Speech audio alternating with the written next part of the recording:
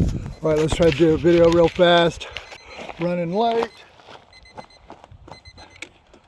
Actually, I just did one and I was trying to paint a picture and trying to do it in 3 minutes. That's the timer going off, and I still needed a good 2 minutes. 2 minutes to paint that picture. But anyway, it's cool to know that it's like that story I was getting ready to tell in this last video that I just deleted.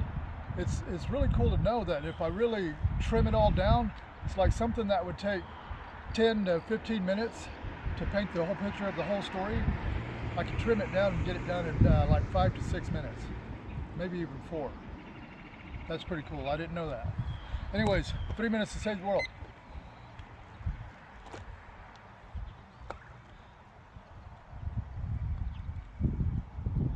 Spirit of the universe.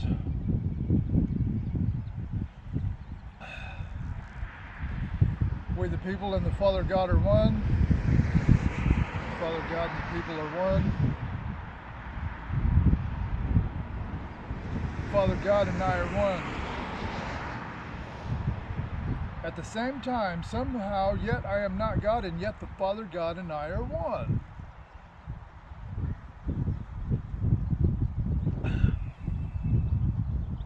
That's probably one of the most valuable things in religion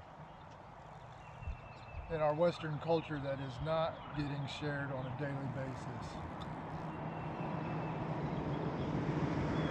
Who knows, maybe it's not ready for it, maybe not. I could go into a lot of theories about how the Bible was heavily curated, it was a strategic plan to culture the people a certain way. And I think it took several hundred years to make it that way.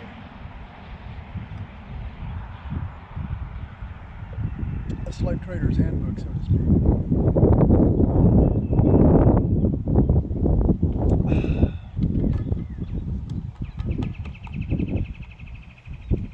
But you know what's so crazy?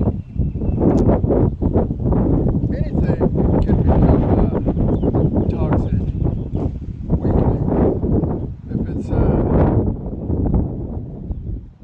if it's not accounted for, if it's not accountable, if it's not acknowledged.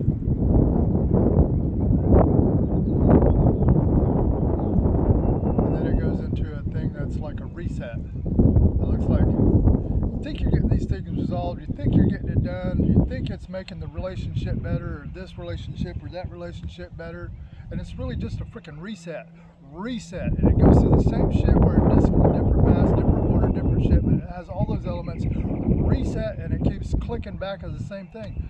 And I do believe it's, a lot of that is, in our culture, we talk so much about narcissists, and it's like, yeah, this shit's annoying, and yeah, it's literally impossible to deal with. When you got somebody that's really entrenched in their nihilism and narcissism, you gotta let them go. You can't mess with them. Don't talk to them, nothing.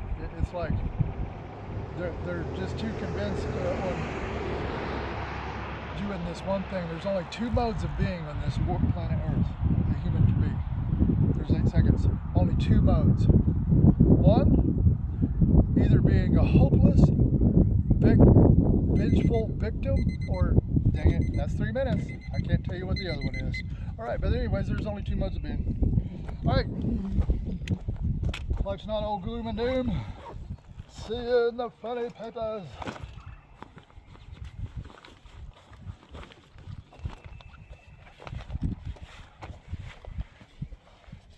I would say, man, this is going to be so good. But you know what? It already is. It has been.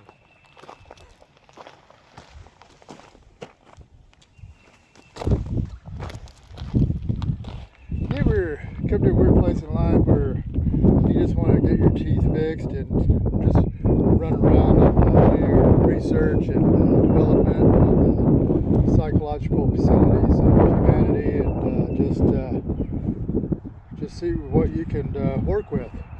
Finding all the people that are workable and seeing what you can do with the non-workable. As far as I know, as far as the non-workable are, don't mess with them. Don't even get caught up in their stuff. Don't even mess with them. I look back at my life and it's like, I see all those traits, those times where I couldn't hear nothing, wouldn't do nothing, wouldn't be nothing. There was people trying to dig me out. There was people trying to dig me out of the hell I was trapped in. I mean, good men and women. I wouldn't frickin' do it. And you know why? Because I was too busy hanging on to all that frickin' hopeless, vengeful victim mentality. It was like that was all my scapegoat. And all that was just all that shit was just a massive fortress to protect an ego from accountability, straight up. That's all that shit is. Anyways, see you in the funny papers.